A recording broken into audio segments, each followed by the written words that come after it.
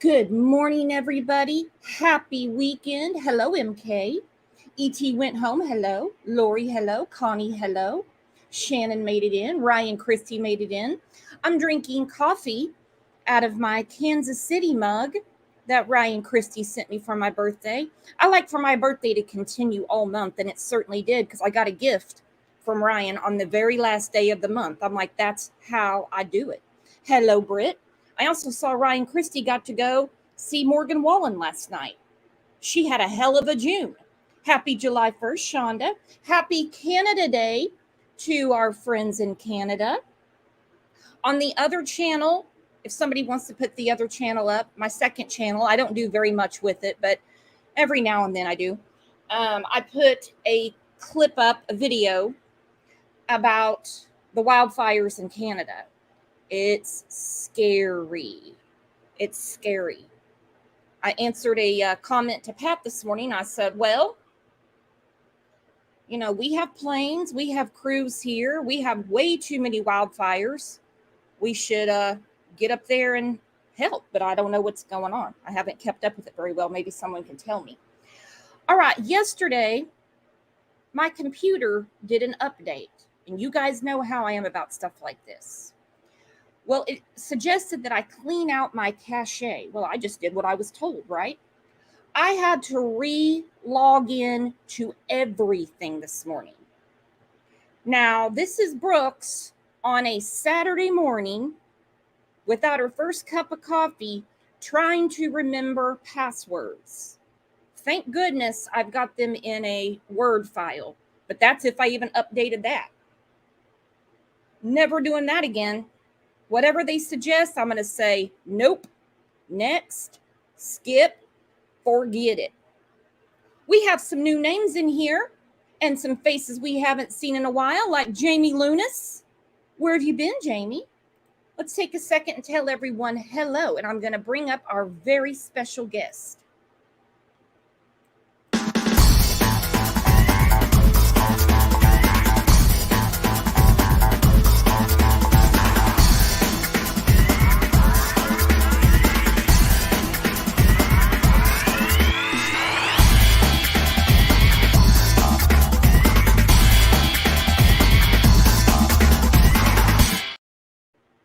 Hello, hello, hello.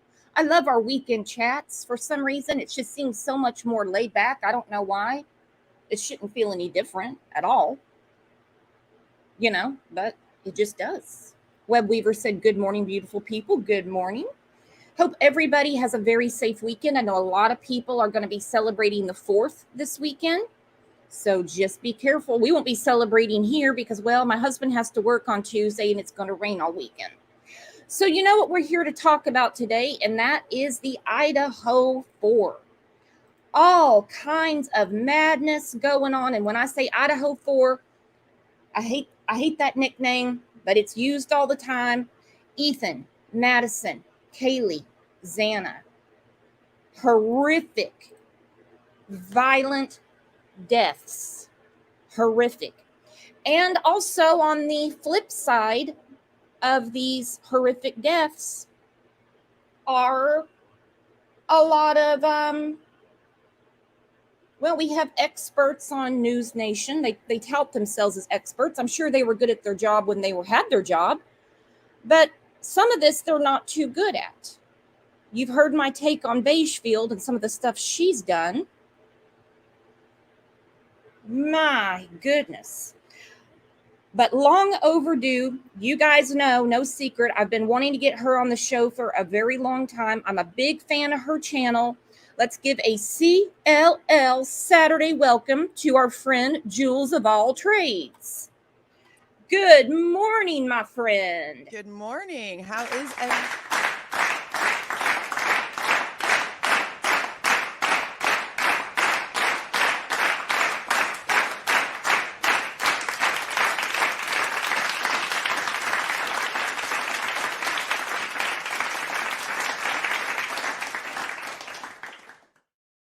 What a treat. Where to even begin? I know you and I were chatting before the show, so I guess we just pick up from our conversation or repeat it. Okay. I'm just going to jump right in. Do you think they have the right guy? I have not seen, I'll put it like this. If I were asked today with what we've seen, with what we have actually been able to see, if I could give him the death penalty, I would have to say no. I would have to. But something has to connect here eventually. I don't want them to not have the wrong guy. That's a scary thought. But it's also scary that if he is the right guy, we're seeing so many issues in this investigation that could cause a psychopath to get let loose. But we're also seeing law enforcement manipulation possibilities that are happening and things going wrong that could also put an innocent man in front of a firing squad. And that's really been my thing with this case, is all of the no logic. There's no logic. Nothing makes sense. Nothing pieces together. And that's my biggest thing here. I can't say guilty or innocent totality.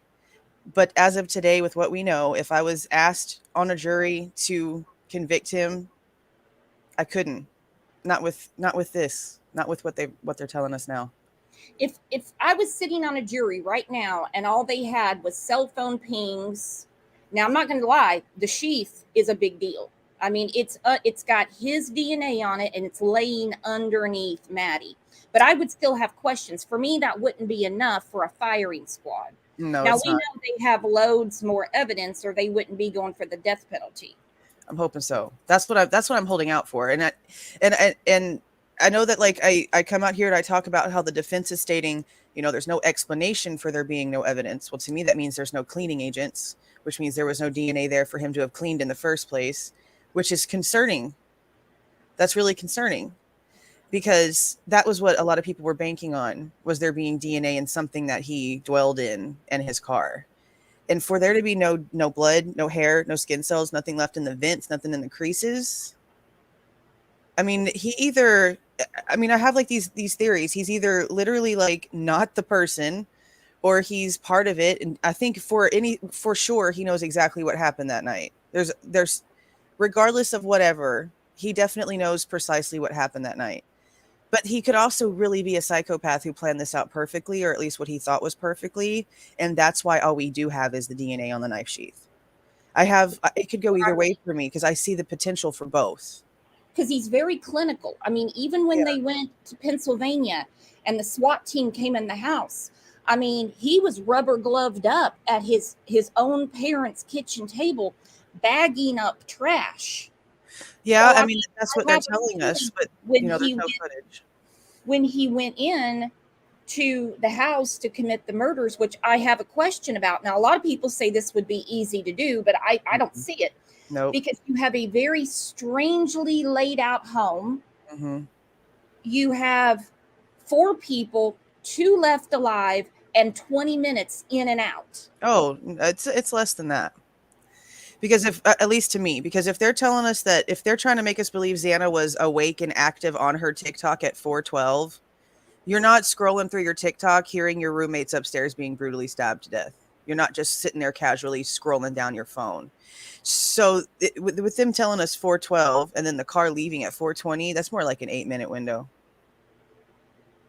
2 people, 2 floors in the dark with a manual weapon, 8 minutes, plus accounting for him having to get out of the house into his car to have left the neighborhood at 4:20. Let's take it down to 7. Yeah, because he's got to get back out of the house. Yeah, that's my problem with this. And that's why a lot of people, at least people that I've spoken to, believe that this new timeline is wrong. A lot of people think it's shifted. There's no way that if he is the person that did this, that it happened in a 7-minute window. You can't do this in 7 minutes. To me, either the timeline is wrong. I believe he's involved. I believe he's up to his eyeballs in something. Because I don't believe in coincidence. Coincidence is evidence. But I do have the question, is somebody else involved? And then we get to what some people don't like me bringing up, and that is what I call a failure to notify, and that is the 8 hours it took for 911 to be called. Do you find that to be suspicious at all? That's honestly, I've had issues with the roommates from the very beginning, and you can't convince my 16-year-old that these two are not involved. it doesn't matter what new evidence comes out, what else she hears about the case. Those two have something to do with it. She doesn't care, at least one of them.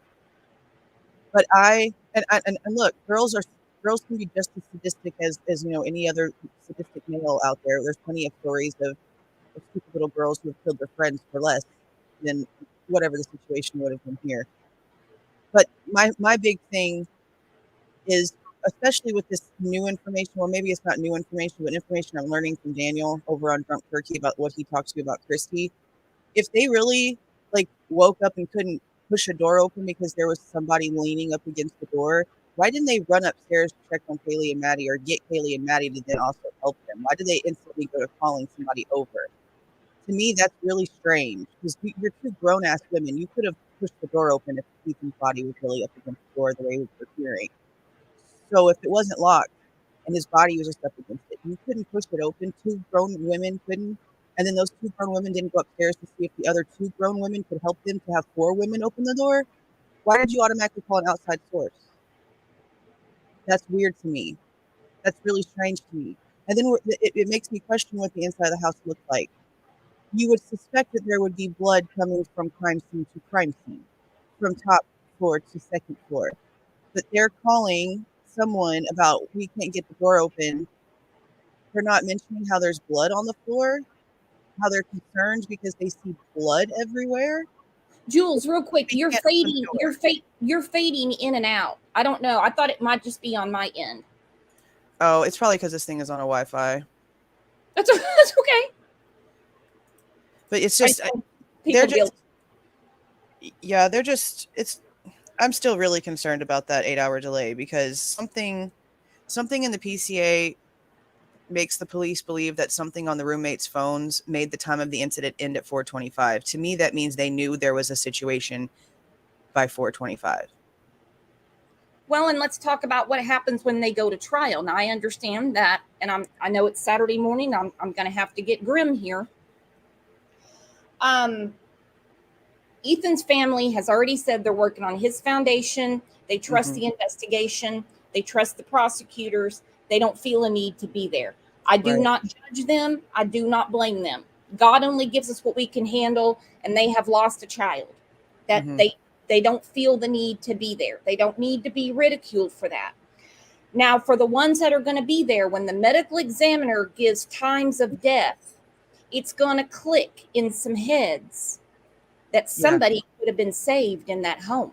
I think so too. That's another one of my big problems here. Yeah. And I'm not going to be surprised if Dylan, Bethany, or both, when they get up to testify, if it does not come out that they gave a proffer interview, not just an interview, but they have made a proffer agreement because they possibly did something wrong. They knew there was a crime and failed to notify. I think that's one of the big reasons, if not the big reason, that Bethany doesn't want to cross state line.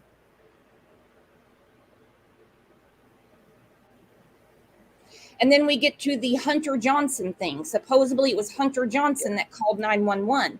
Now, originally, the chief told us it was an absolute mess. At the time, they didn't even realize how many friends were around. Look at this clip, and especially look at his face. So will you clarify that for me? You're not confirming a roommate called 911, but if you used the roommate's phone, so was there someone else at the home other than those roommates? There was other friends that had arrived at the location. How many? Everybody made the call. Honestly, I'm not quite sure at this time, to be quite honest. Do you guys have any idea? I mean, his face. Honestly, I'm not quite sure. Because his eyes got real big. Because Greek Row knew about this before the police. Yeah, and that's what I'm sticking to until I see otherwise. I really do believe that. And that's why this Hunter Johnson story doesn't make sense to me, because they're trying to state minutes before 911 was called is whenever all this stuff with Hunter Johnson happened. I don't believe it. I don't believe it. Something's telling me, no, that's not true. Because if everybody was getting information out, if people were finding out before 911 was called, there's no way Hunter Johnson wouldn't have been a part of those conversations. Just like how it's really strange to me that Jack D wouldn't have been part of those conversations, or Ethan's sister and brother wouldn't have been part of those conversations. And I don't know why they would choose to hide that, because and I've thought this for a long time, that there's a possibility that the murders and this 8-hour delay have nothing to do with each other. It's very possible that the murders happen and then the 8-hour delay is because of a selfish reason on the roommate's parts, and that's what's going to cause issues in the case. And it could literally have nothing to do with them knowing Brian or there being any sort of orchestrated anything. It could literally be, oh crap, but we have this in the house, what are we going to do, type of thing. Yes, I have thought about that too. That they were flushing drugs. They were like, oh hell, they're going to get here. And we haven't, I mean, I've never heard that there was no cleaning agent found. It's just never been discussed in anything I have found. Well, that's what the verbiage that I'm getting from what they're telling us when they state no explanation for the lack of evidence. That no explanation means they're not finding agents of cleaning to tell them that there used to be DNA there, but they can't find it now because now we have these agents that covered it up, took it out, or they're not seeing that the carpet was replaced. They're not seeing that some crazy detailing job was done. They're not seeing the cleanup process that they were expecting to if there was no DNA, which is an issue if that's true, because how else would he have been the one to have how else would he have gotten there unless there's another vehicle that we don't know about, which I have heard mentioned, especially since whenever we see him being pulled over in Pullman and they run his plate, it comes back to like an '05 Sonata, but he's supposed to be in the same car that is the suspect vehicle number 1, that's weird because she's reading the plate to dispatch. She's not reading a registration or a VIN. She's reading the plate and it's coming back as a '05 Sonata. But then we could tell by the probable cause before they announced it to the public. This was way before the announcement to the public in December. They were looking for the Elantra. They purposely gave us the wrong year. I think so too. That's why they never showed us anything that they actually had footage wise ever. They purposely gave us the wrong year, when we know why now, because there's some goofy people on the internet. And that's why I love these conversations, because the way I read it is totally different than the way Jules read it. I love these discussions. So speaking of discussions, I got into one yesterday with somebody who, their pay grade is a lot higher than mine. That people aren't understanding. The gag order doesn't apply to Brian. We call him Bushy around here. She said he has every right to speak out in order to defend himself. Nobody can do anything about him speaking out to the public in his own defense. The prosecutor can't, the defense can't, the judge wouldn't, the police don't need to say anything. That they're part of the gag order. The families can build up sympathy and bias a jury, but he has every right to speak out and defend himself. Yeah, he's not under any sort of gag. No. So why is he not doing that? Because you can also incriminate yourself while giving an alibi. Yes. I think he's a criminology student. He's going to play this like he's at a poker table. I wouldn't be able to shut up, but I'm really good at that. I'm really just, I am surprised that we haven't gotten any sort of official statements. The only thing that we've gotten is like hearsay from what the PA prosecutor apparently, had the conversation about he wanting to be exonerated. But other than that, that's pretty much been it. Yeah, that he wanted to know if anybody else was arrested. Mm-hmm. And that's John Wayne Gacy said the same thing, which some people read into it that he's been studying serial killers. We know the classes he was taking. He was a big follower of BTK, and that still is not going away, even though BTK has said no on Kohlberger all around. Yeah. That's still going around. But I mean, it wouldn't be odd to think that he didn't study other serial killers, or that he was really curious. Do you just have me, or do you have the others? Yeah. And that's why I can't, if that's true, because I don't believe it's not true. I actually I really like Brian Enton. I feel like out of everybody on the big, News Nation-y type people. He's pretty legit. I really wish he'd break away from Ashley Banfield, but I like Brian Enton. So whenever he said that, he's really the only one that said that. And he said he had heard that from someone, but then law enforcement couldn't like verify that Brian had actually said that. I'm just going to go with my gut that I think he said it. But that to me also tells me you're not asking why you're being arrested. You're asking if someone else has also been arrested for what you're being arrested for. That's why it's difficult for me to just sit there and be like, oh, he's completely innocent. He had nothing to do with it. No, people who are completely innocent don't ask if anyone else, they ask why. Mm-hmm. So yeah, he definitely has some sort of involvement in something. I just don't know if it's alone. But then again, I also don't see him as being like a team player.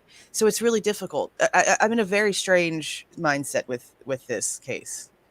See, because I would think that it would just be his mission and his mission alone, right? Considering the research he had been doing. Yeah. But I mean, that's why it's difficult for me too, because that's how I see it as well. But then we have this time, this 8 minute time frame in 2 floors. And how does one floor not get alerted to what's going on in the other floor? And, to have those few minutes in between attacks to possibly reach out and try to call 911. I've kind of wondered from the beginning if he used some sort of drug on them, if he would have gone in to subdue them in this amount of time, if we're going to see some sort of injection or some sort of substance used to knock them out in some way. Because this just doesn't make sense to me. It doesn't me either, because whether you've got drugs or a dude in your room that's not supposed to be there, to save your own ass, you'd be calling 911. Yeah, for sure. To save your own life. That's why I wonder if one of the girls knew him. Yeah, and I mean that, and that's why I'm so conflicted on it too, because he's straight up saying Bethany he's not, but Richard Butanti is, that Bethany has exculpatory evidence for Brian. Well, to me, that means that he personally knows that Bethany has a personal experience that has him involved in it that she can attest to and only attest to.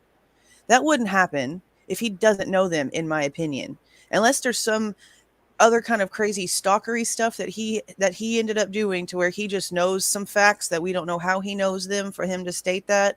To me, that shows a connection. Mm-hmm. But Dylan seeing somebody and trying to claim, oh, party house. Okay, but per y'all's own words, y'all were all in your rooms to go to bed at that time. So if you're sitting here in the PCA, or at least what the police are telling us the statement was, the roommates are telling us everyone got home at this amount of time. Everyone went to their rooms to go to bed at this time. Well, then if you see a strange dude in black walking through your house after you've already told your roommates goodnight, why would you not call 911? Why would you think it was a party going on after you just said everyone went to their rooms to go to bed? That doesn't make sense. That's the opposite of what we're supposed to believe. Because in the beginning, didn't we hear that she like yelled upstairs to like shut the F up or whatever, to whatever the noise was? Yeah. But everybody was supposed to be in their rooms to go to sleep. So why are you saying everyone was going in their rooms to go to bed before 4:00 or whatever time it was that it says in there? But then you thought it was a party? You just told everybody goodnight. What you mean? That doesn't make sense. You should have called 911.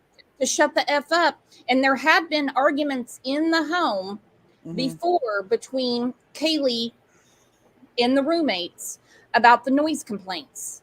She was like, oh, damn, I'm not going to get a $300 ticket because, you guys are in here partying. And I still wonder, because they all party up and down that road. Yeah. I have always wondered if the suspect, the perpetrator, the one that did it, wasn't the one calling in the noise complaints to judge the response time of the police. I've heard someone, I've seen a comment about that before. That's actually a really good point too, because that would be like, sort of on in the field of Brian's brain, in my opinion, to test those things and see, how it works and what your timing would be. Yeah.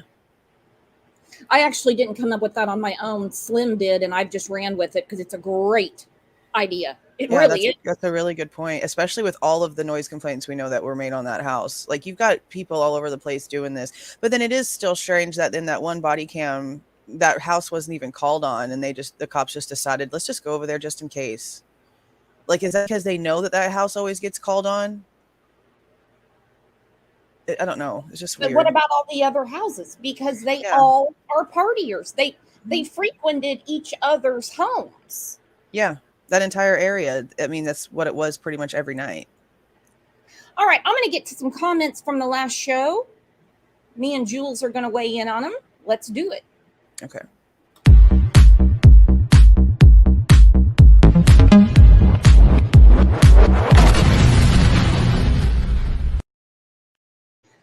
Mama Mia said, "Hi, Brooks. Great show as usual." Well, thank you, Mama Mia. The whole alibi situation isn't always as easy, though. In the last show, I said, if he's got an alibi, just put it out there and get out of this. She says sometimes it's incredibly difficult to prove an alibi. It was early morning. If he were home alone sleeping, he may not be able to corroborate it. Having an alibi and proving an alibi are entirely different things. And I agree. But Yeah. I would be giving that alibi because they have him pinged. He turned his phone off for 2 hours and they have him pinged outside of the house at, what was it, 9:12 a.m. Yeah, that pinpoint right there is really the only one that I can take serious in that PCA for now, because the AT&T tower one, that those towers have like a 10 to 15 mile radius, and he could literally be in Moscow and ping in Pullman and the opposite. But that one right there, where he goes back between 9 and 9:30, hangs around for 10 or 12 minutes. That is right there. That right there is the example of what the defense is waiting for with the cast information, because the cast information is going to show very specific information like that for all of them. All of them. Everything. Yeah. And that's what they need, because, just like we just said, that how many houses are over there with college kids? How many people live in that area? He could have been at any house within a couple block radius. They have to use that cast to pinpoint him actually being at 1122, or this is pointless. He can't kill them from not being inside the house. Extra AF said, "This was a great show and great panel. I think this case is going to have to come down to straight evidence and get this guy banged to rights. The prosecution is going to have to prove to a jury, and it's on the state to prove it. The defense doesn't have to prove shit. Right. That this one dude murdered 4 people and left 2 survivors in the home. Mm-hmm. O.J. Simpson got off and there were 2 victims. These defense attorneys did not come to play." And I agree. Ann Taylor is not defense in name only, if you know what I mean. Yeah. She's truly defending him. Yeah. Yeah, she's really good. She's really good. And she's gotten someone off of like a death penalty case before. Yes. Yeah, and she hired Richard Butanti for that case too. That's why I feel like when she brought him in, she must be seeing patterns of something.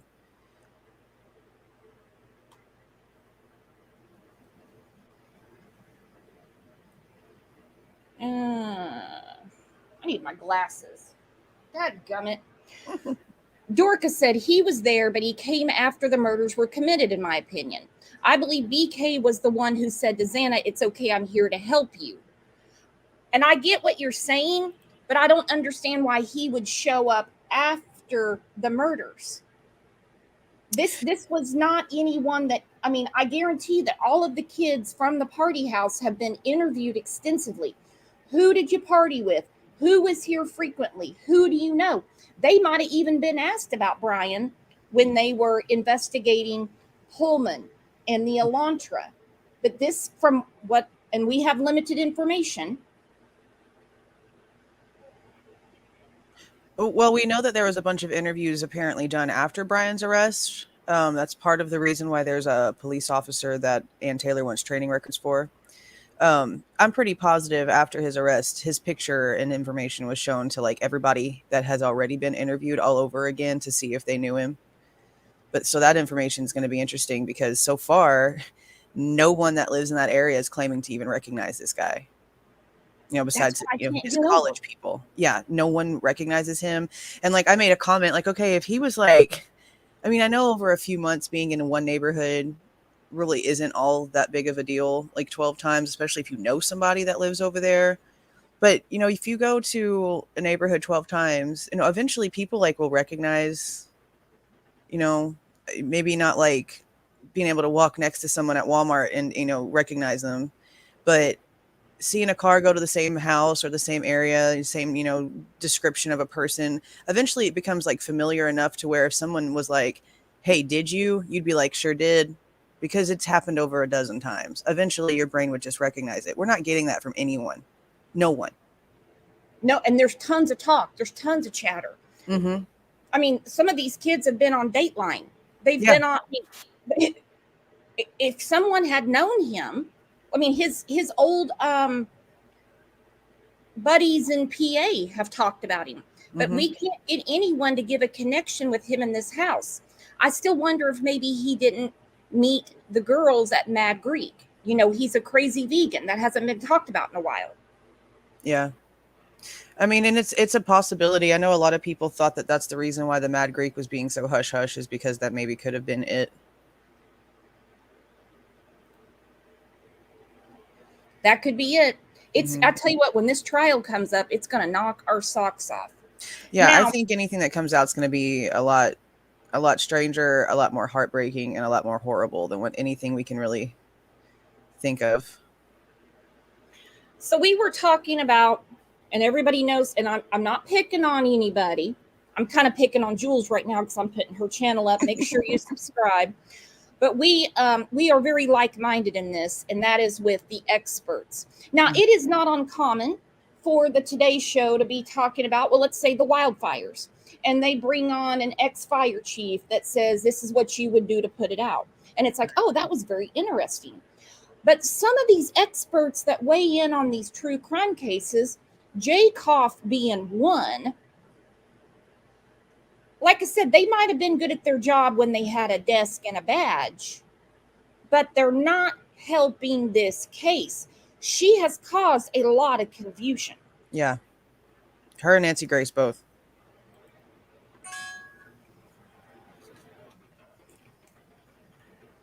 As he said, 51 terabytes is a shitload of info. Yes, it is. And it's going to be a long trial.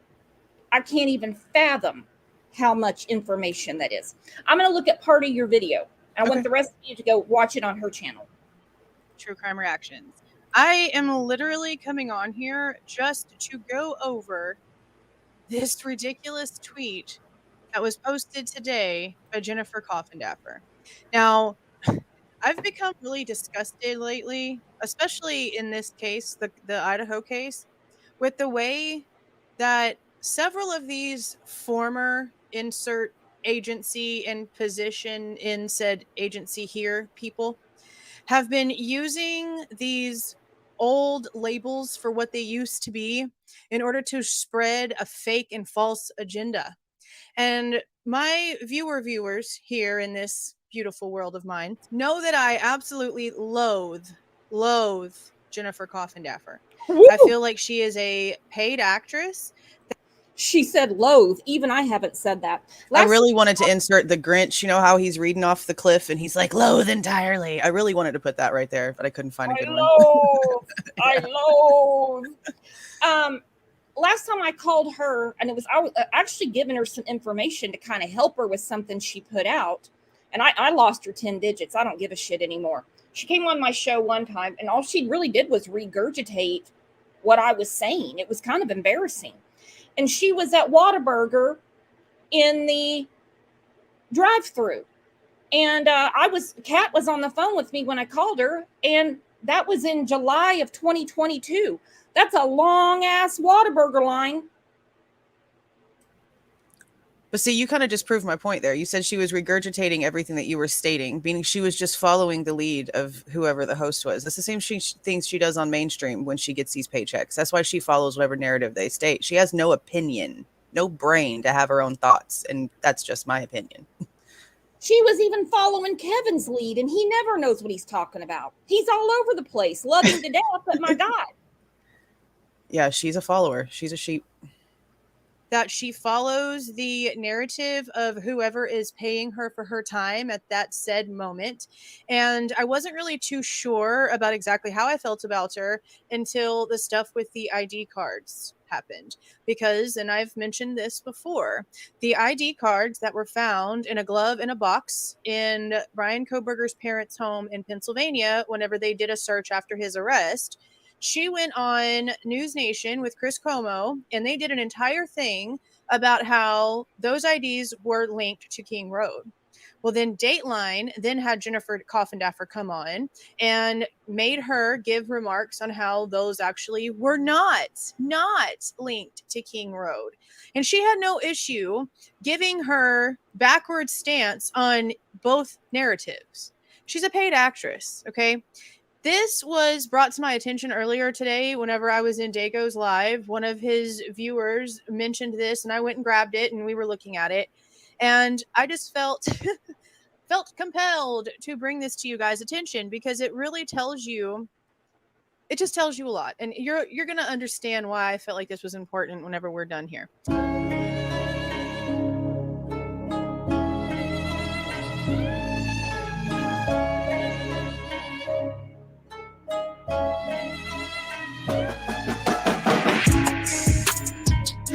It is hot, so It is hot.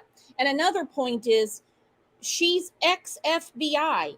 Yet when the police in Fruitland, Idaho were saying Michael Vaughn was abducted, he was kidnapped, like a fangirl or an admin of a Facebook group, no fault of any admins of Facebook groups or anyone on Twitter, she followed the fanfare. She ignored the evidence from Fruitland police and caused even more hate to go towards the family of Michael Vaughn.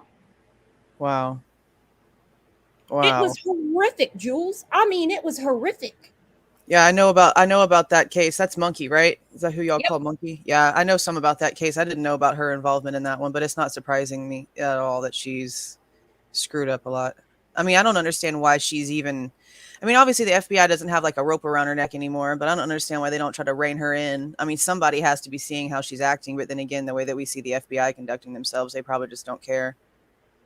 When Quentin Simon, when we found that his remains were found in the landfill, Mm-hmm. his grandmother is a known liar. She put out a Google image of a box of remains, which are actually a canine service dog for the FBI. It has a flag draped over it. She told everybody it was Quentin.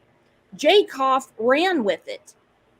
And people are saying, hold on, that's not him. The remains are still being analyzed. In the lab. Wow.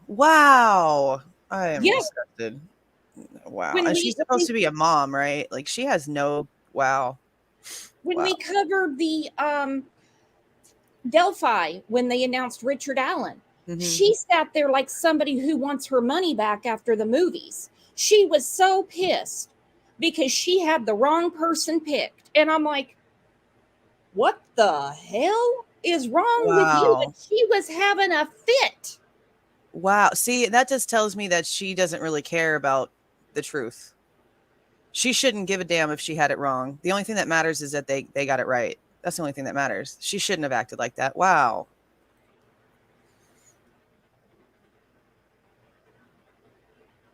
She sucks.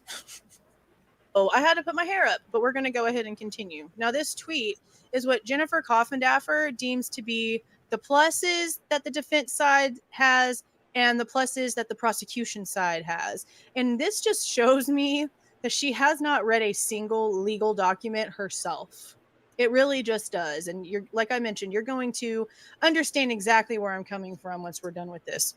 So according to her, the only two things, okay, that little Miss FBI thinks that the defense has on their side is Brian Kohberger's sudden ability to wear a suit without having his handcuffs, and the fact that no victim DNA was found in searching Brian's. It is very common for defendants to wear plain clothes because they don't want to bias a jury. It is very common. Her Yeah. saying him wearing a suit doesn't mean he's wearing a suit to go home. You'd Guess think that what? she would know that. You know, she's apparently seen a bunch of court cases. You think she would know that this is a common situation. Has she, though? Well, I mean, she claims to have anyway, so probably not. But that's what she claims. But that statement kind of tells me maybe not, honestly. Car, home, office, etc. Okay, well, for one, he's been wearing a suit since the last hearing. I don't know why she's deeming this a valid point right now. It's actually kind of an immature viewpoint, honestly, if you really think about it. Oh, he can wear a suit. And Okay, I'm going to rewind that, but I have to put this up by Phantasmic. You're going to love this one, Jules. She put a tweet up. Okay, in South Carolina and many states, when people go to prison, they shave their head. Mhm. She compared it to a friend of hers with cancer. And there's her followers thinking Murdaugh has cancer. And they're like, no, everybody that goes to the clink in South Carolina gets their head shaved. The men, She's a anyway. moron. I cannot believe it. And see, it's stuff like that. She has hundreds of thousands of people that view her tweets. She is dangerous to these cases. She's dangerous. That's really the only word that I can really put on what she does. It's dangerous. It is. It's very dangerous. I agree. instead of orange, let's just make that a big deal. I don't find that a big deal. Now, when it comes to the prosecution side, she's got a huge list. And this list is 90% bullshit. Okay. Her first one is cell phone information linking him to 1122 King Road on multiple occasions. Okay, well, phone pings don't mean anything until we get the more precise information that came from the FBI CAST team. And that is something that the defense is asking for, that the state doesn't have possession of, that they're waiting on the FBI to give them, that the FBI probably will come up with an excuse with. So that one, in my opinion, until the CAST information can be compared by the opposing team, null and void.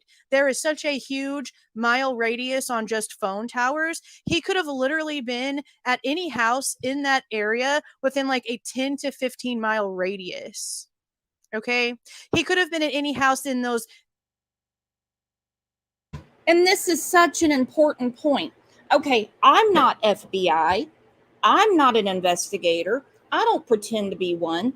But if I know this shit just from basic 8th grade civics, how does she not? Then she had this fit a week ago.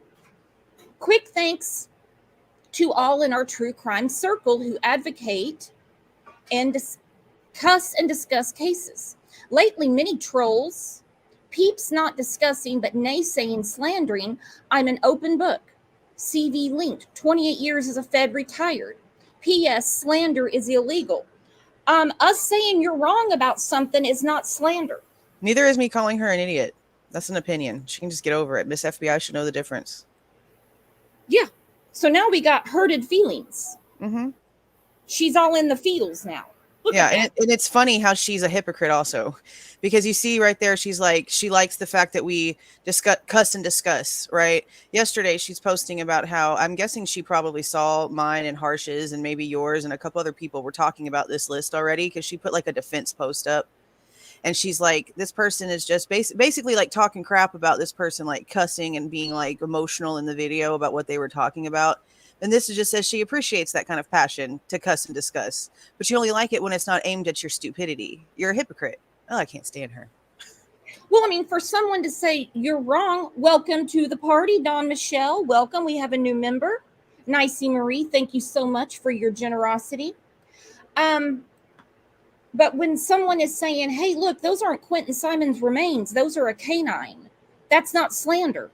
When someone says, hey, why are y'all butthurt because you have the wrong guy pegged in Delphi, that's not slander. That's saying, hey, girl, you might want to rethink the tweet. Mm-hmm. Did she ever like correct herself on the Quentin Simon situation, or did she just leave it be? Jules, I know, tweeted back and forth with her. Jules, what did she say? The other Jules. Yeah, I see her. Because people were saying that's stolen valor. You don't put a American flag over a baby. Yeah. She knows better than that. I mean, you would suspect that she would. I wonder on a day-to-day Did she basis. just like go get that photo off of Google and decide to just fake a post? Like, I'm not even understanding her thought process behind that. Jeez. Those little like 10 neighborhoods that touch each other for it to show that he pinged in that location. That doesn't mean anything to me. The next one is his Elantra on video in the early morning hours between and after the murders. Okay, prove it. Prove it. The only thing that we are hearing about from both sides when it comes to any footage of the car, we're hearing that the only footage that is being validated to the defense is apparently at the wrong time with the car going in the wrong direction off of Walenta/Ridge Road. Okay. They have never once, and I've mentioned this 1,000 times at this point, they have never once shown us a snippet, a screenshot, a screen grab, a 5-second clip, a nothing of the so-say ring camera footage or traffic cam footage or whatever footage they have of this white Hyundai Elantra that matches Brian's. The only thing that came out of anything that happened that night, besides the police body cam footage of the incident at the band field, was the 7-Eleven photo that was released from Brian Enton and never spoken of by law enforcement ever once. I've always thought that was very odd too. Now I want someone to help me do the math here. And this show really isn't about Jacob. That's just the subject right now. She says 28 years as a Fed. She's 51 years old. So she went to the FBI at the age of 23? I mean, yeah, it's possible. Oh, okay. But I mean, you'd expect to see a little bit more. You'd expect to see more proof of that, you know, long in this kind of career. But then you have to just really question what was she actually at? Like, what was her position in the FBI? Do we know what she actually was? Because I mean, a lot of people think she was never on my show, and my husband said, yeah, she could be in the FBI at 23. I've just watched Silence of the Lambs too many times, guys. Like I said, I'm not an expert up here. All right, I have put Jules of All Trades channel in here. You get the gist of the coffin dapper thing. Now, please go check out her channel. Mama K said desk jockey. You never know. It's all important. Yeah. You know, it's all important. But the thing is, don't put it out there in the universe like you're the expert, because some people cling to this info and it's wrong. And I'm still waiting for an apology to the family of Michael Vaughn. There are the person that corrects herself. There are 4 suspects, and none of them are the family. None of them. She's ridiculous. Speaking of news, Daddy, this is the latest from our friend Brian Enton. I hope he gets away from News Nation soon. Me too. I don't care if he goes to CNN, Fox, 2020 correspondent, but just get the hell away from Beigefield. We call her Beigefield around here because you notice that's the only color she ever wears. Yeah, what is up with that? Like, it's like she has literally nothing else. I mean, obviously they dress her, but you'd think that they would have done better by now. I mean, they're obviously different shirts, but they're always the same damn color. Yeah, she always looks the same. Beigefield. Issues that's come up with the DNA in this case is the defense wants the state to turn over all of the documents that the FBI has in relation to this ancestral DNA search that they did. They basically did this big family tree of Brian Kohberger, and that's how they eventually figured out that it was him, they say. Okay, I have to pause it right there. Now, we spoke about this on the show last week. Our resident expert, Pat, came up, and we were talking about this. The defense really does not need this. They do not need to put the whole family tree into the record.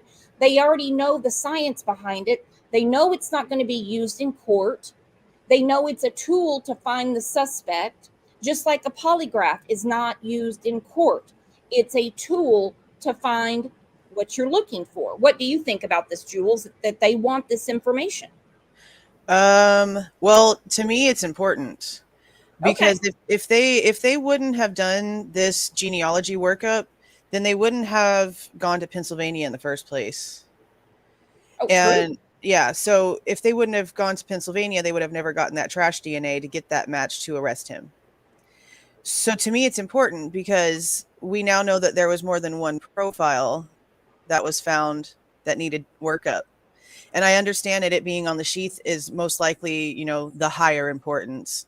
But whenever you have, a quadruple homicide and you've got multiple, profiles that you have no idea after all these interviews and all these people that you've, whatevered with that you don't know who they are, the workup should have been done on all of them, not just Brian's.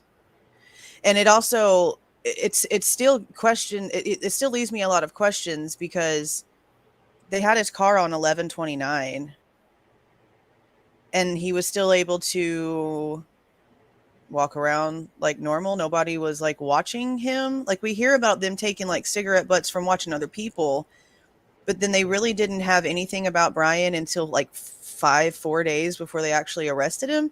So what about these other people that they were following around and getting cigarette butts from made them think that those were the suspects? Because I think it's going to wind up being like a Letitia Stout, because people were screaming at the rooftops going, "You're just going to let her go to South Carolina? You think that she killed Gannon and you're just letting her go?" And then the trial came and they showed significant intel keeping tabs on her. I mean, and that could be possible, but from what we're hearing, they didn't have any clue that he was their guy until the FBI sent them over their home. Well, not their homework. They didn't even show any work, the result of their work. And that would have been, I mean, the way that they're making it sound is if they, they got the name from the FBI and within like 2 days, they had a game plan. And like 3 days later, he was in cuffs. Yeah, the SWAT team took care of that. God, Yeah. could you imagine? And they catch him there in his reindeer jammies, bagging And up. I'm just confused why they're trying to tell us that there's like no footage of his arrest, because there's multiple departments that were involved in that, and we're hearing at the minimum there was 50 people there. They said that about Letitia Stout too. They said there's no footage of the arrest, and then we came to trial and they had tons of footage. So I don't know why they're saying. I don't know why they do that. Why do they say that they don't have it when we know that that's like impossible? Because SWAT at the minimum, SWAT is cammed up. Oh yeah, they have to be. They have to be. Mm-hmm. So I mean, I think it's the phrasing and the way that the police talk to the public. We don't have any footage. It could mean, literally, I don't have it on me right now. Right? Yeah, they're really good at word manipulation. Word manipulation. I mean, they gave us the wrong year of the Elantra. They knew what they were looking for, but they weren't going to have the public calling them about all these Elantras when they already had it pinned down what they were looking for. But see, and that's what makes no sense to me, because why even release the car information? If you don't want the public to actually give you any information, why are you releasing it in the first place? A mind game with Brian. Yeah. Yeah. Yeah. And I know that they can lie to the public just to play games with the person they're looking for. They do that a lot. Drunk Turkey Show. Hello, my friend. Is there anything about Keegan Kline, who we know was investigated in Richard Allen's case? I don't know if the prosecution has to put everything out about investigating other suspects as they aren't on trial. I'm going to do a whole show next week, and you're welcome to come on, Drunk Turkey. Love the name, by the way. I'm going to be a drunk turkey later today. About Tony and Keegan and how I believe they could be connected to Richard Allen. Yeah, see, that guy right there, Keegan Kline, that's really who I thought would have been like super involved, just because of the last contact that we know is going on between the girls in that account. So whenever we have all this stuff now about Richard Allen confessing, I'm like, hold up, there's no way that he's like the only one though, right? Because how? I don't believe in coincidence. I don't believe. Look at us, we're skipping up. This is why I told you I love Saturday shows, because we're all over the place. Yeah. Because I don't believe that, the girls get a ride from Kelsey. Mm-hmm. Libby's been communicating with the Anthony Schatz profile, which is being run by Keegan and others. Yep. And then they go to the bridge, and there is Richard with a gun and a knife, and then we hear down the hill. Yeah. No. Thank you for the super sticker, Mama Kay. Yeah, I think that it was like a group situation. Oh, I think it's a pedo ring. Yeah, like a whole thing. And so far, the state hasn't wanted to turn it over, saying, "Look, these are extended relatives. They have nothing to do with the case." And at the end of the day, we had the match from the knife sheath. Do you think that they should have to turn that over? I mean, do you think that's a big deal? They should have to turn that over. They should have to turn over all the methodology. That can be done under protective order, so that anybody in the family who thinks that their privacy might be, impugned or invaded, won't happen, because there'll be an ironclad protective order that the lawyers will observe. But I just did want to say about the fact that he may have an alibi and there may be other suspects and so forth.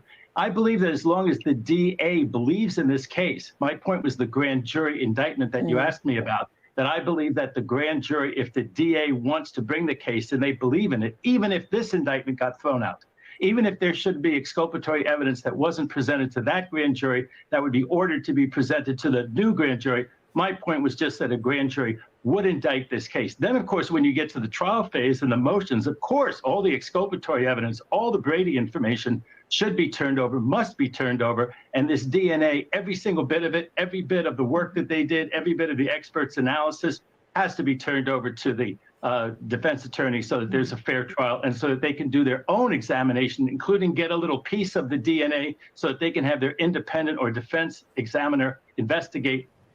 Okay, and that's a good point. So you can protect, I like this guy.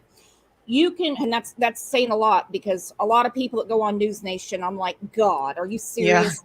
Yeah. I have flat out turned off clips when Jacob pops up. That's a good point, though. They have every reason and every right to investigate the science behind this. They don't have to expose the family tree. There can be protective orders put in place for those people. Yeah, that's why I'm not understanding what the big deal is, because it's not like they need to release it to the freaking public. The public just needs to know that the defense has seen it. That's all that we need.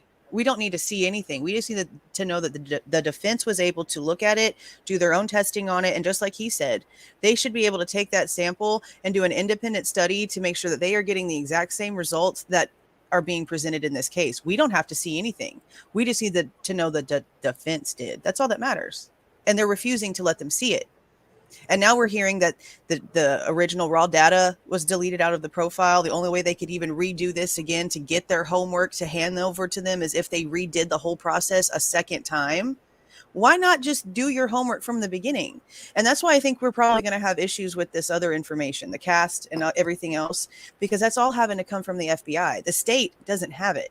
And another reason why this genealogy stuff bothers the shit out of me is because in the state's response, they even state they've never seen it. So, okay, you not having it is one thing, but you're prosecuting a man to be put to death in front of a firing squad, most likely, and you haven't even reviewed it. You haven't looked at it. It's evidence that you're using against him, and you don't even know what it says. That's a huge problem to me.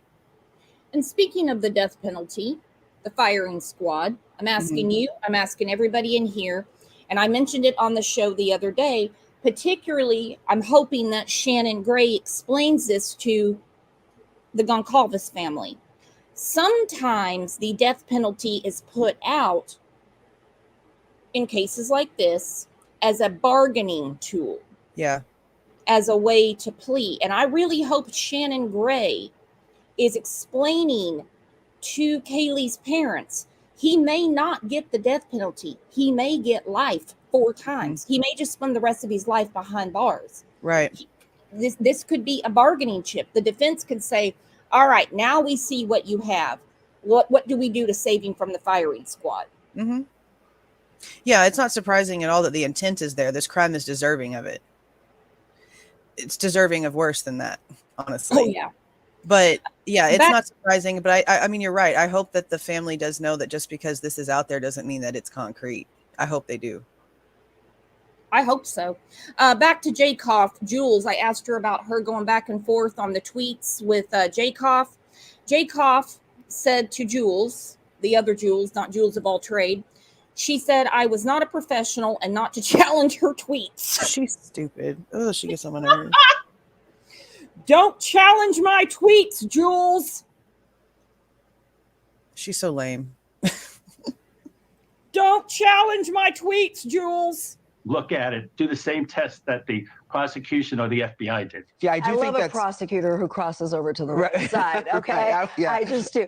But well, I do think there's this misconception, though, that everyone thinks that everything's going to be out there at this point. I mean, sometimes stuff doesn't come out till trial. Absolutely. I mean, we don't have to have everything in the documents yet. Absolutely. And to David's point, I was digging up this whole, this it just wasn't settling with me that the state is not turning over this FBI stuff, as David said they should. And the FBI, under certain circumstances, asks for NDAs from local law enforcement when they are involved in investigations. They don't want their methodology out there, so they ask. So I wonder. I didn't know that. That's me neither. I just learned, and so I wonder whether there's an NDA in this case, and that's why the state's just like has a death grip on it. I wouldn't be surprised. They want everything to be secret. I mean, I wouldn't be surprised. Just real quick, we only have 30 seconds left. I'm curious, Sarah, do you think it's strange that nothing about motive has come out yet on either side in any of these filings? We've heard all sorts of stuff, DNA, but we haven't heard yet why. Right. And we better hear why. I think every juror wants to know why, even though motive is not an element of murder or any crime. What is this connection? I mean, so far the connections we've heard of have been really just nothing burgers, that he followed two of the girls on social media. So what? I mean, I follow a lot of people I don't even know I'm following, so they need an explanation, and they really need to, I think the lack. Okay, now on this channel, we have all the conversations because we're not the investigators. We're not going to be on the jury. We're not the judge. But I love that she brought this up because it's so true. Let's say he was following all of them and then some. You know how many people I don't even know I'm subscribed to? Well, I mean, not just that, but I mean, he could have, if that is true, if that part is true, because the defense is claiming there's no connections found. And if that is the case, then he wasn't following anybody on social media. And I think Dateline came out with that too, which we questioned a lot at first because they were like the only mainstream claiming that. Everyone else was like, oh, he was stalking the crap out of them everywhere. And Dateline was like, nope, not happening. Even if he was, it would be the date that he started following them that mattered. Because if it happened after the fact, then he's a criminology student. Same with Google searches. It's the dates. It's the dates that are going to matter here. He could have easily been following them afterwards, trying to follow the case. He could have been Googling them on Google afterwards to follow the case. So that right now, until we see dates of whenever those things actually happened, doesn't matter. I still think they're going to have the trial in October. They seem to be full steam ahead. I mean, I don't know. I don't know. I think that with everything that they're claiming, they're still waiting for. And as much as I feel like Ann Taylor is going to try to fight this, I mean, I'd be surprised if we actually keep it in October. Well, waiting on the FBI, you might as well sit there and eat a cheesecake and wait to lose weight, if you know what I mean. Yeah, I think there's actually going to be waiting on the FBI. There's going to end up being an excuse because if the FBI is if we're being told now that they didn't keep any notes or anything to show their work for the genealogy, I can pretty much bet we're going to have the same issue with the rest of this. There's not going to be anything for them to even turn over to the state that the state can even hand to the defense from what we're hearing so far. And Ann Taylor's going to have to figure out how to maneuver that because federal evidence is different than your local DA handed it over. Oh, yeah. That's a lot of red tape there. And I think that she'll do everything she can to do it. That's another reason why I don't think it'll be October. I think she's going to have to work over those loopholes, like you just said.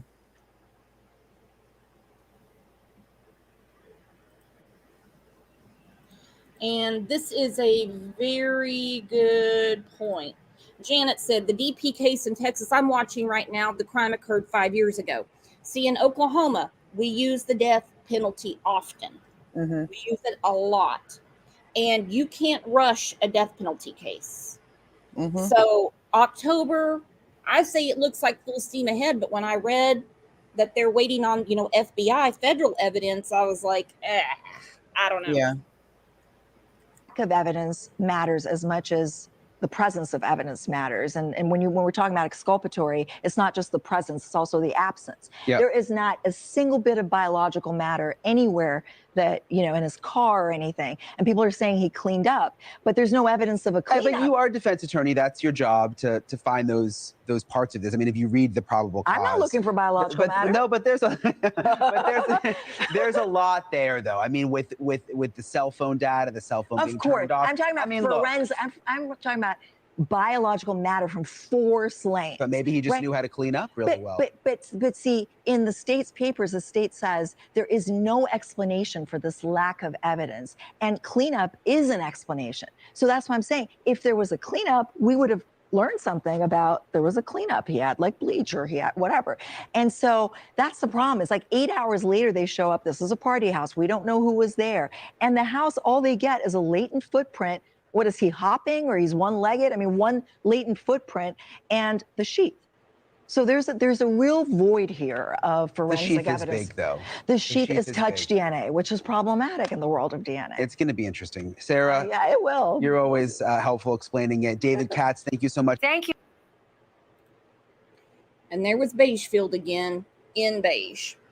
Now, there's still a lot of chatter about him standing silent. Mm-hmm. He's not the only defendant that won't open his mouth in court. They won't even say not guilty. So what do you think about that? This is actually a common thing. Yeah, it was pretty smart, actually. It was, a lot of people thought that maybe it was just like last minute he decided just to like not talk, and so Anne just had to like do that. And I'm like, did you not see how on cue that was? That was a strategic thing that they decided to do. And it was a smart move, honestly. He answered the judge up until that point. So it's not like he's not willing to speak whatsoever. He's acknowledging he understands things. But I mean, I think it was a smart move. It's a tactic. Because there have been some defendants and they refuse to say not guilty. They don't even want guilty in there. They want to plead I'm innocent. Well, you can't do that. Yeah. And of course, it was a very dramatic effect. Oh, yeah. Well, for whatever reason, the BTK killer, who's a sick puppy, his daughter weighed in on this again. Now, according to BTK, I'll put it up for you. He has no communication with Bushy. The BTK killer has axed rumors he is in contact with accused quadruple killer Brian Kahlberger. In quotes from the BTK killer, no on Kahlberger all around. I wish I could say it in his voice. Help me. No on Kahlberger all around. Now, that's a real slap in the face when the BTK killer won't play with you. Yeah. That's a real slap in the face when this dude is in a cell 23 hours a day and wants nothing to do with your ass. But we also don't know if he's ever tried to contact him. He could literally just be saying, I've never heard of this kid. I've never gotten anything from him. I've never spoken to him. Because we don't know. I mean, he might not have reached out to any of these people that are, sitting on death row. Mm-hmm. I do think that he took that class for a very specific reason, because this is not an easy class to get into. The waiting list is from Oklahoma to Maine. Oh, you mean the one with the doctor that did all the stuff with BTK? That class he Yes. took? Yeah. Oh, yeah, he probably did take it for a reason. But, I mean, you can look at that both in two different ways. Because he was getting his PhD. He was pretty passionate about what he was doing from, that aspect. So he could have just been taking this because this was his interest point. But then now that you consider this, then you have another viewpoint of it too, is he was studying how to be perfect. Well, we're going to break down part of this, and you can watch it in its entirety on Law and Crime. Because I don't understand what the preoccupation is, why they keep involving BTK's daughter like she hasn't been through enough, and why they're picking apart him standing silent. Some people just don't want to talk to the judge. Well, they're keep including her, A, because she keeps allowing them to, and then B, they they want that serial killer stigma on this case. That's what the media is trying to do. Well, So she they're better even watch it, or she's going to wind up being another Jacob. Just stand down, girl. Your daddy already said he has nothing to do with him. Yeah, she should. As soon as that statement came out, she should have stepped away for sure.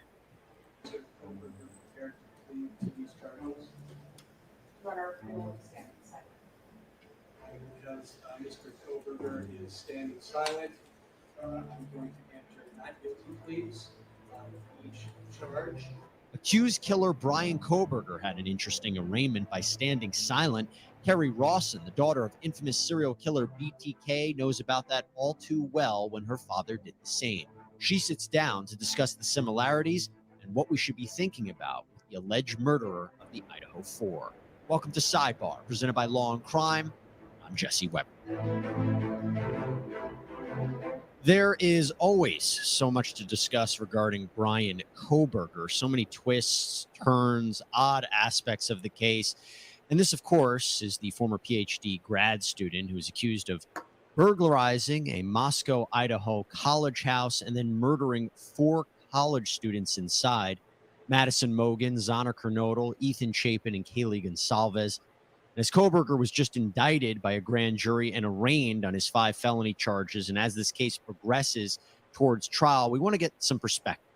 And I want to start with a very special guest. I'm joined right now by Kerry Rawson, New York Times best-selling author of A Serial Killer's Daughter, because she is the daughter of Dennis Rader, a serial killer known as... Okay, and again, BTK wanted nothing to do with Bushy. No one Koberger all around, but they keep dragging, BTK's daughter into it. Some people say Bushy is not a serial killer. I would call 4 people dead in one night a serial killer, but that's just how I'm looking at it. What do you think, Jules? Well, I mean, no, not really. It's more like mass, I think, in my opinion, more like a mass murderer, because it's multiple people in one instance. I think serial is more like a string of multiple instances. But then again, if this is your first time, you've got some, you got some on you, bro, because this is 4. So I mean, it's kind of hard to imagine if, the first one you do and it's a quadruple. It's kind of hard to imagine. So you would have to be curious as if there's other instances of maybe less victims before this one. But I mean, nothing in CODIS, not even anything from a case that's not solved whenever his information was ran through. I mean, that could he have done more and this been the first time he made a mistake? Sure. He's been studying this for a decade. But it's just, I need to see connections to stuff. It's just very, this is one of the most confusing cases. They've been trying. They even brought his parents into a grand jury Yep. about a woman that was murdered in Pennsylvania. Yep. And I haven't seen anything come of that. Nothing. It was a conversation for the 2 days that we knew that dad was going one day and mom was going another. And after that, it was done. No one ever said anything else. BTK, who murdered 10 people over the course of 17 years. Kerry, thank you so much for coming on to Sidebar. We really appreciate it. Thank you for having me. I appreciate it. One of the reasons we really wanted to have you on is because Koberger, during his arraignment, instead of actually pleading not guilty to the charges that were read against him, he chose instead to stand silent. And the court basically entered the not guilty pleas on his behalf because he didn't say anything. And we were all thinking, why does this sound familiar? Why does this sound familiar?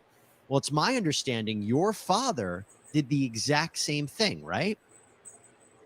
Yeah, and it had been a while since I wrote my book. So I'm the best-selling author of A Serial Killer's Daughter. And I actually had wrote about my dad standing silent. And then with everything going on, I totally forgot that Monday. And so I forgot to tell media. And then my friend on Twitter is the one that reminded everybody. So my father was arrested in February of 2005. I was notified that he was the BTK serial killer by the FBI. So we knew right away that first weekend he was guilty. The FBI called us and told us that my dad was confessing the first night and murders, including children. They told us they had found souvenirs from the crime scenes in underneath our floorboards, driver's licenses. About that all too well when her father. That he was the And yeah, BTK stood silent too. Pat has a question. She says, can anyone tell me when law enforcement said there was no DNA in his car or apartment? When did detectives, Bill Thompson, or is it just that the defense doesn't have it yet? Because we have to remember, this case is very convoluted with the talking heads. Right. No, it's just the defense so far. But then we also go back to look at the information from the inventory list that were taken. And there was nothing that was written down in what was released that was taken from the car or looked at from the car that showed any sort of biological anything. And then whenever they searched his apartment, there was blood found. There was 3 samples that were taken, but those were mishandled by Don Daniels for 10 days before they were finally handed over to Ann Taylor. But apparently that didn't come back as anything to the victims either. But they're also not telling us, and this is a point that I made in my video. I mean, the defense is saying no explanation for lack of, which, like the lady in the clip we showed from News Nation, means that there's no sign of a cleanup either. But they're also not telling us that it was Brian's, which is at this point in time is an issue for me, and it goes with the IDs as well. Because they wouldn't have taken those IDs into evidence if they were just old IDs of Brian's that he kept for sentimental value, because I know my kids and I, we keep hotel cards, old IDs, stuff like that. They wouldn't have been taken into evidence if they were his. But if they weren't linked to King Road, then whose the hell were they? So it's really curious to me why, the defense is stating there's no evidence of this case's DNA, victims' DNA anywhere. They're also not telling us that the blood from the apartment was Brian's. They're not telling us the IDs were Brian's or family members. They're leaving that really open. And I'm hoping nothing bad comes from that. But we also have to keep in mind, it's a possibility something bad could come from that. There could be other cases out there. There could be other victims out there if they're not claiming any of that is Brian's. And it's also safe to say that the defense didn't come to play. The defense is doing a good job. The defense is doing what defense attorneys do. And all they have to do is throw doubt out and throw doubt out. Mm-hmm. Yeah, that's their main job, reasonable doubt. Mm-hmm. BTK serial killer by the FBI. So we knew right away that first weekend he was guilty. The FBI called us and told us that my dad was confessing the first 9 murders, including children. They told us they had found souvenirs from the crime scenes underneath our floorboards, driver's licenses, jewelry, things like that. So we knew right away, even before the public did, that my dad was guilty. And so we started writing my dad's letters that spring and saying, hey, if you're guilty, you should man up and do the right thing and take the plea. And my family called him, visited him, talked on the phone. And so you see these ongoing conversations between my dad and my family and his friends for months. My dad was actually trying to decide if he should plead guilty, if he wanted a trial. He said he needed to see the evidence. And my mom and I were like, what? What? You did this. Like, what is it you need to see that they have on you? He was very conflicted by like his duties to his family. He didn't want all this really bad stuff coming out. It all came out anyway. And he was warning us in letters. He's like, okay, off topic. BTK obviously didn't look in the best health when he got to trial. Switching subjects to the Delphi murders, where people are talking about Richard Allen's deteriorating health. Again, This is common. Yeah. Yeah. But we don't see that with Brian. Oh, hell no. He's going in like the opposite direction. It's like he's got Bobby Flay in there cooking for him. Yeah. Vegan only. Mm-hmm. He can't say he doesn't look like he's been serving 7 months in like a solitary cell. He sure doesn't. He's not even that damn pale. Like, I'm not comprehending that part. He hasn't seen sun in a while, so I'm not understanding why he's still got the color to him. No. I mean, he doesn't have a Brian Nitten spray tan or anything. No. He doesn't look like the other people that we've seen after being in the clink and they show up. Yeah. Yeah. Jay Lord said it's only been 7 months. Well, for BTK, I mean, when his first hearing was like in 5 months and he was deteriorating. Well, I mean, it hasn't been that long for Richard Allen. It's been less than that, right? Was he arrested before or after Brian was arrested? I know it was like around the same time, right before, right? Yeah. Yeah. And he looks like he's half the person he was, if not less. Unseen Thinker said it's his diet. Well, yeah. Tofu Bushy. All this stuff's going to come out. Basically, like about my father being in bondage and dressed up and all these horrible things he did with his murders. And so we're just learning a little bit about my dad. And literally a lot of stuff came out in court after he pled. So mid-April, then he's warning us. He says, look, I got an arraignment coming up. Yeah, you know what? I have some of these letters. So if I may, Yeah. I'll read you. Let me Go read ahead. some of them. One was, we start on pre-arraignment next week on April 19th. The dog and pony show will start. Okay, this is more about BTK. I just wanted you guys to hear that BTK also stood silent. Sherry Cartwright said, Brooks, didn't they find a dog hair in Brian's apartment? Mhm. Yes. What dog it is, I don't know, because Bushy doesn't have a dog. Yep. Yep. But if they're claiming that it's not connected to the victims, then it must have been tested against Murphy's already. It could have been anybody's dog hair. He could have picked that up just walking around town. But that's just based on the defense words. I mean, if somebody comes to my house and they sit on my couch, and I'm not taking up for one side or the other. I believe he's up to his eyeballs in this. I just can't wait to see it unfold because I have more questions than answers. And normally in these cases, I don't. It seems very cut and dry usually. Normally, we were talking about that yesterday on I think it was Dago's. You notice how there's a lot of cases where we don't have these questions. Everything that they have on these people is out there because they know that it's concrete and it's true and it's going to stick, and they have no problem just telling us, and we see the court and it's done and they're in jail. This seems like everything from the very beginning, even before the first press conference, nothing that we were being told made any sort of logical sense. Nothing is connecting to anything yet. And you're right. Every time we get just a little bit more information, it seems like all these monkey wrenches get thrown in and just more questions. It's like the questions literally are never ending and we cannot really find any answers because everything we think might be almost right. Suddenly something else comes out and nope, none of that's right. Start over. It's very, very confusing case. Ridiculous. I mean, even when we don't have all the answers and we're like, okay, well, obviously in trial, that's when it's the public setting and everything is put out there. Normally we have the gist of what's going on. I mean, like right now we're waiting on the trial of Megan Boswell. We're waiting on the trial of Sarah Boone, which by the way, we're going to be streaming. We got t-shirts going out. We can figure it out. Letitia Stout. We didn't realize it was going to be as bad, but we could put it together. This we're sitting here going, hang on. 8 hours to call 911? Multiple people at the house before the cops got there that were summoned over by the roommates. So you automatically have a massively contaminated crime scene.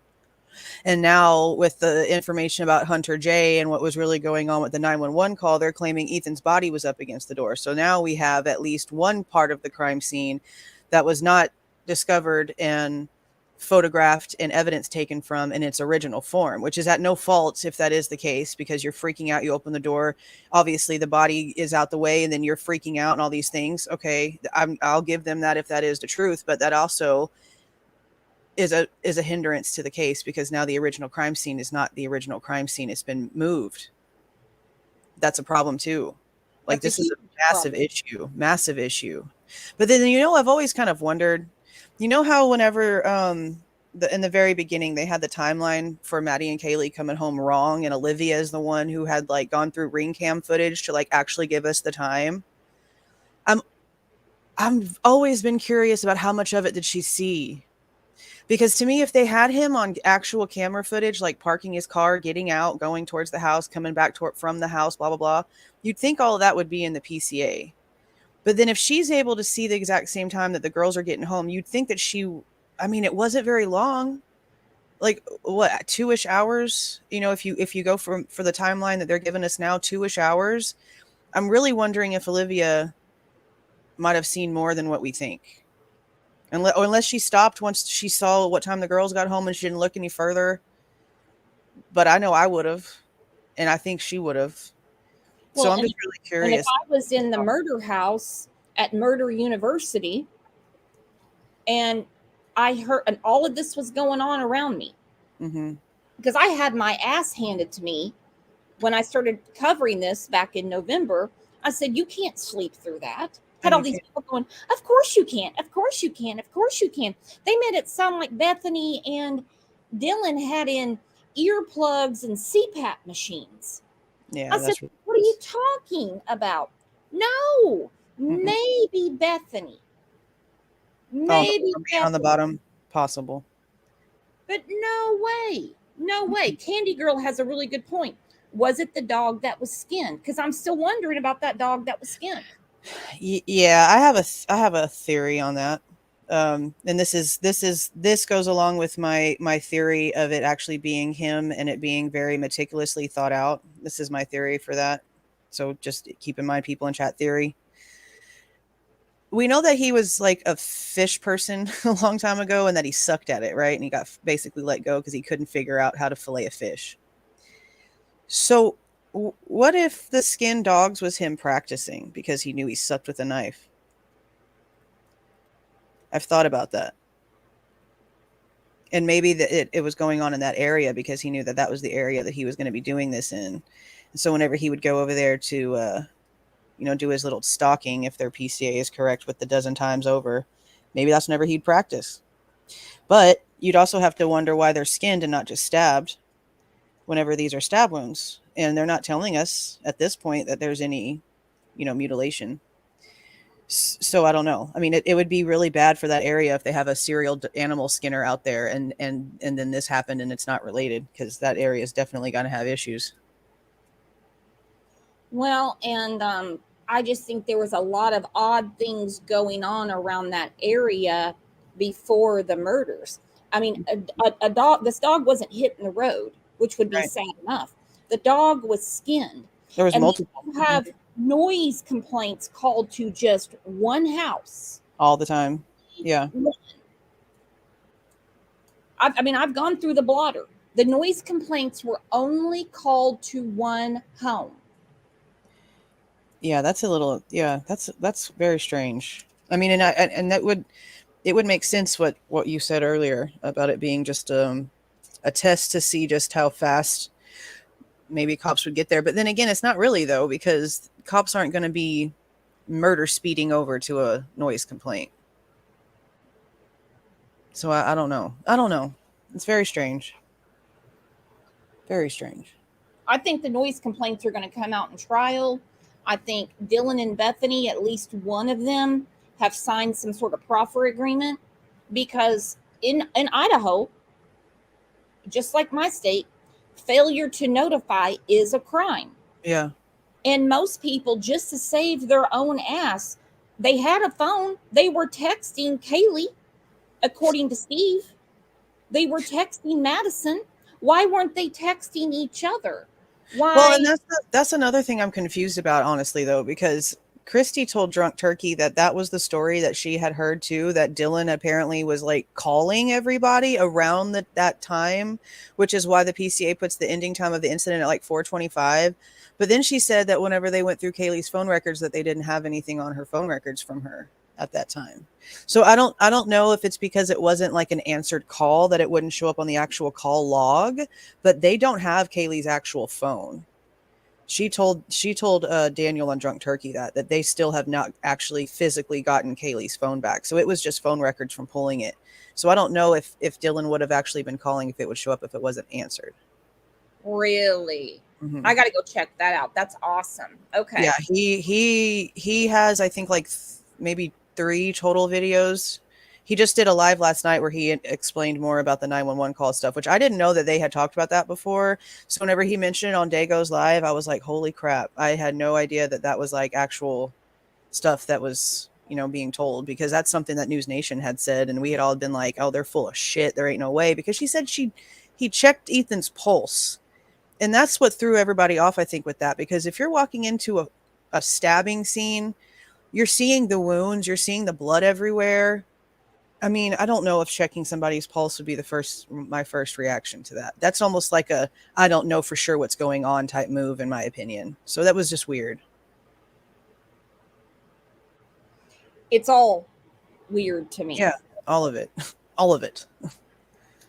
I mean, you start with the violence of the crime. You have 4 people, young people that can fight back. They can fight back. You can't tell me that everybody in the party house, Madison was probably asleep. I think Kaylee, who did have a bed in her room, according to her father, I don't think she was sleeping with Madison. I think she went to check on Madison. So then she's got to be taken down. Then you come down the stairs. Ethan and Xanar want to know what the hell's going on. So he confronts them. So, I mean, all of this in, I would say, less than 20 minutes. And then Dylan hears, I'm here to help you. Yeah, that's confusing right there. That's confusing. That statement. Very strange. All right, before I end this great, great show with our great, great friend up here, Jules, let's look at this. Was back in a Latah County courtroom this afternoon where a judge heard arguments from his defense and the prosecution over several issues. Koberger is the man accused of murdering 4 University of Idaho students in a home just off campus in November of last year. And just yesterday, the prosecution filed their intent to seek the death penalty if a jury finds Koberger guilty. That's not the only issue that came up, though. News Channel 7's Morgan Romero was in court in Moscow this afternoon. A shorter hearing than expected. Morgan, what did happen? Yeah, well, Doug, they were originally supposed to address several issues, but today's hearing was a lot quicker than we expected, ended a lot sooner than we had anticipated, and there was quite a bit of confusion in the courtroom. They only took up 1 of the 4 issues that were on the calendar. 2 motions to compel discovery filed on behalf of the defense rather than all the other issues. So the attorneys, I'm told, are working on these other things behind the scenes, and those include a motion to release grand jury proceedings, transcripts, records, materials, as well as a motion to stay or pause proceedings. Okay, a pause and a stay of proceedings I see happening. I can't find another case, and I'm going to admit I haven't looked too hard, where the defense was allowed transcripts to the grand jury. The grand jury, the defense does not get to speak in. It is the state side only. If anyone can find that for me, I would love to see it. SRB said Dylan heard voices, but not blood-curdling screams. Yeah, not just voices. She heard whimpering. Whimpering is a very quiet crying. And that you can't hear whimpering and then not hear people fighting for their lives. We're hearing Xana's fingers were almost severed off. You're telling me she wasn't loud and screaming her guts out whenever that was happening, but you could hear whimpering in a normal tone voice. Whoever said I'm here to help you isn't screaming it across the house. So that's none of anything that we're being told about that instance makes this 8-hour delay make sense. You heard whimpering, you heard screaming, you heard the fighting, you heard the shuffling of the feet whenever they were trying to get this guy off of them. You heard it all. Why are you lying? I know, like in the beginning, before his arrest and before the probable cause affidavit, I'm like, they had to have heard something. Yeah. You know, if you're scared for your own life and you don't want to get out, that's one thing. And this is, before we totally understood how long it took for the 911 call. Mm-hmm. No, I think somebody knew it. And the only way that, in my opinion, that she could get away with acting like that's all she heard is if we find out that he drugged them somehow. But it would have to be something that would be like instant acting. It would have to be like chloroform or something in an injection. That's the only way that she could have heard minuscule noises and maybe not a lot of movement. Because if he did, and then that would give him basically 3 minutes to commit the murders. Yeah. Yeah. But I mean, if you don't have in the house, kills 4 people, drugs 2, gets out of the house. Mm-hmm. Yeah. I think Dylan changed the timeline, and I think Mm-hmm. Well, it's not even really. I mean, it could be Dylan, but I mean, the police are also claiming that there's something on their phones that puts the ending time at 4:25, and that's always been concerning to me, considering that the car left at 4:20. That's an additional 5 minutes. You're telling us he did this in 8 to 7 minutes. That's 5 minutes is something we need to be questioning. What happened 5 minutes after the car left that makes you put it at 4:25 per the roommates that survived? 100%. They get away with it. They get away with not calling 911. And I'm telling, like, I was listening to some stuff about stuff that Dave was saying. You know, the guy from the neighborhood that said that he had like snapshots of the conversations hours before or whatever.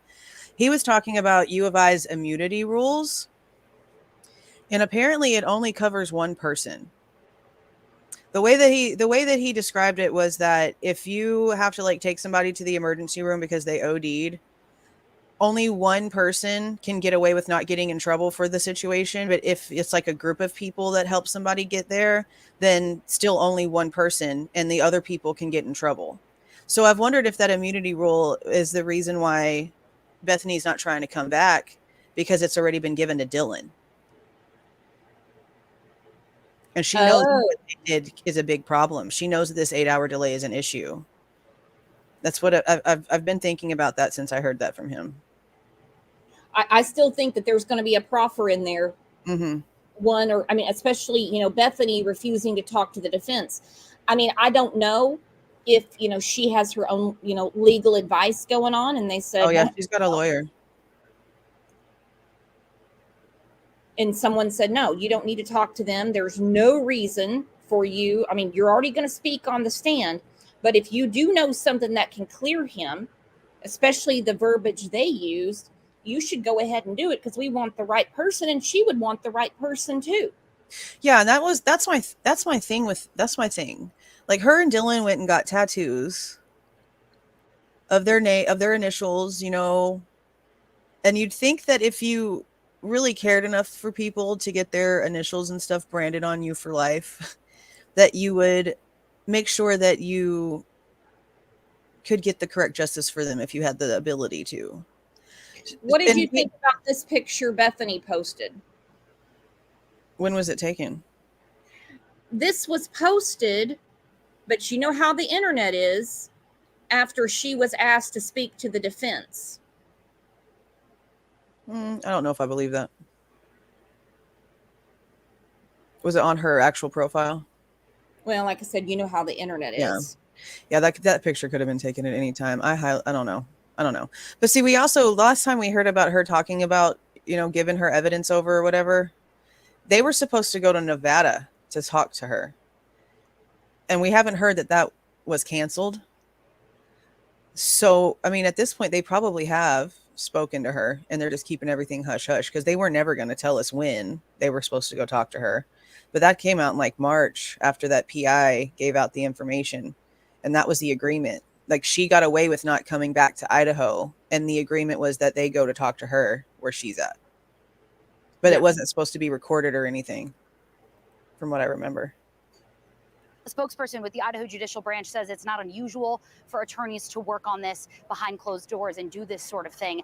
But the prosecution and the defense do disagree about whether or when certain records should be disclosed to the defense. Attorneys were also supposed to take up a third motion to compel discovery. I mentioned they talked about 2 motions to compel. There is a third, and that has to do with the defense wanting documents related to DNA and the genetic genealogy investigation that the FBI did that led them to Kohberger. But yesterday, the state asked for more time to respond to that ask, and the judge granted it. As for what was brought up in court today, the defense wants training records of officers who did interviews with key witnesses, followed up on tips, collected bits of evidence. But the state says it's out of scope under Idaho rules, and they won't call those officers to testify at trial. They say it's not material to their case. The judge says he'll consider arguments from both sides on this. He'll look at case law and then make a decision. Kohberger's defense attorney, Ann Taylor, is still asking prosecutors for investigative reports and conclusions from all cell phone analysis that was done by the FBI CAST team to find the location of Koberger's phone. That information, as we've previously reported, was used in the probable cause affidavit to arrest Koberger and get several search warrants. Taylor also wants reports from the FBI forensic examiner related to the change in the year of the white Hyundai Elantra that they were looking for in their search for the suspect. She said prosecutors told her they'll give her some of that info, but they don't know when. Okay, we spoke about this earlier. When they put that out for the public, it was the wrong year of car. But now Ann Taylor's playing a game because she knows police can lie to us. She knows that they can deflect the public. They can tell us, I mean, the government does it all the time. Hey, look at that squirrel while we're doing this. Yep. That's what they do. They don't need the public in their business. And so that was what they put out. But she didn't, I agree with Extra AF. She didn't come to play. So she asked the court to set a deadline. And as the court is aware, the state has filed its notice of intent to seek death against Mr. Koberger. These are critical, relevant materials, all of them, including the police training records. They're necessary for us to prepare and present our defense of Mr. Koberger. They're necessary for us to do our investigation. They're necessary for us to prepare our case and our motion practice moving forward. These are things that we need to have. There is a heightened standard now that the state has filed its notice of intent to seek death. And these are very relevant, critical bits of information.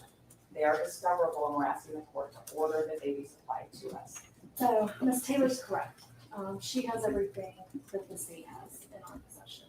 And we have worked diligently and consistently in getting her all the information that we have in a quick fashion.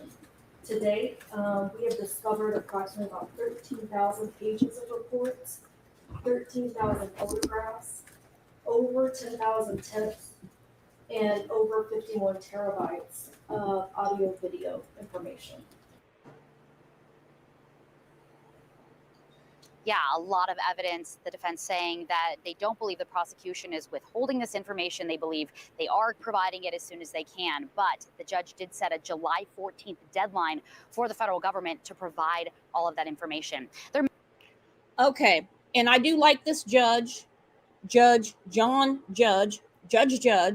for the federal government to produce the evidence by July 14th. All right, Ann Taylor is saying that the state is getting them stuff as fast as they can. Good luck with this judge giving any deadline to the federal government. Yeah. Good luck. He can say it all he wants to. They're going to do what they want to do. Yeah, they could say, "Are you kidding me? You know who you're talking to? I'm the big Bubba. You're the little Bubbas. You see, I'm a pit bull. You're a Chihuahua. You're not giving me no deadline." It sounds good. It sounds good, but it's not. It doesn't happen that way. Anyone who's followed crime for more than a minute knows you don't tell the federal government what to do. Yeah, and as if they would even have anything to hand over in the first place, because of how we know they do things. That's why I think there's going to be a lot of issues with this, because I don't believe the state's going to probably really ever get what they need that the defense is specifically asking for. So there's either going to have to be some sort of negotiations made, or everything's going to have to be retested. If they don't get the cast and the car information, I mean, really the car is really important, because it could really determine whether they really went off of what they believed from what they gathered from the footage, or if they changed it to fit what they needed it to. Oh, it's all important. It's all important because you're talking about 4 innocent people murdered. You're talking about someone that could possibly get put in front of the firing squad or lose his life that maybe didn't do it. I mean, it's all important. Yeah, because it could go either way. I mean, either an innocent person is killed, or a psychopath gets set free, because this investigation is squirrely as hell. And I mean, It's the lesser of two evils. Could you imagine if he did all of this by himself? Because we don't have all the evidence right now. It looks to me like he's in it somehow. He's neck deep. But could you imagine if on some technicality we had a psychopath on the street? Mm-hmm. And if anyone's smart enough to figure out how to do it, it'd be this guy. So it's scary. It's a scary thought. And his attorneys, because I mean, Ann Taylor is good at what she does. And defense attorneys don't care if they did it or not. They care about what the state can prove. That's what it all comes down to. Mm-hmm. That's all that matters is the evidence. Or at least what they're telling us the evidence says. So when is your next video going to be out? Because I watch them all. I don't always comment, but I watch them all. I love the coffin after one. I got to have my husband watch in a minute. I need to go back and rewatch Daniel's live from last night about the 911 stuff, because that's the subject that I'm talking about right now. But I am going to be doing a video soon, probably the next couple of days, some research and stuff that I've been looking at on how metal affects DNA. And it's pretty interesting because of all the testing that they're claiming came from this sample of nothingness already. I'm not comprehending how they were able to do all the things they're claiming that they did with what they're claiming that they had, especially after reading the way that metal affects the double helix. It's interesting. Very interesting. And our last show about this case, we spoke about the CSI effect. DNA is very fickle. It's not as ironclad as we're led to believe on Law and Order, right, and CSI and forensic files and the movies. And we spoke about how juries don't understand it. And there's such a thing as the CSI effect with jurors. Yeah. They can't tell the difference between what's fake and real. No. Yeah. Well, before I shut it down, let's take a second to thank our very, very special guests. And we want to do a little remembrance for the victims.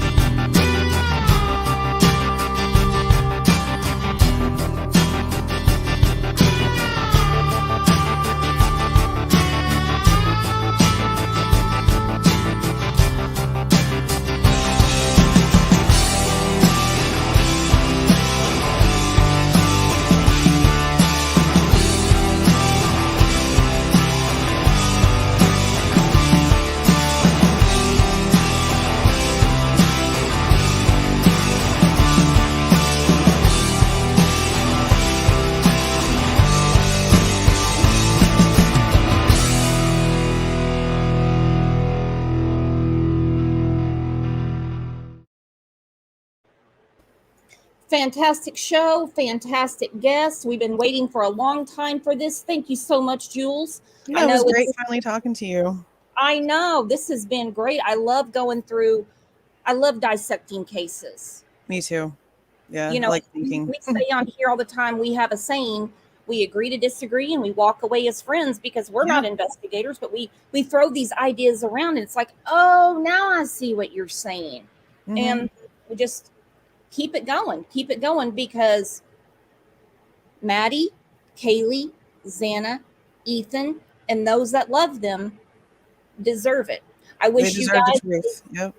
They deserve the truth. He deserves due process, and so do they. Mm-hmm.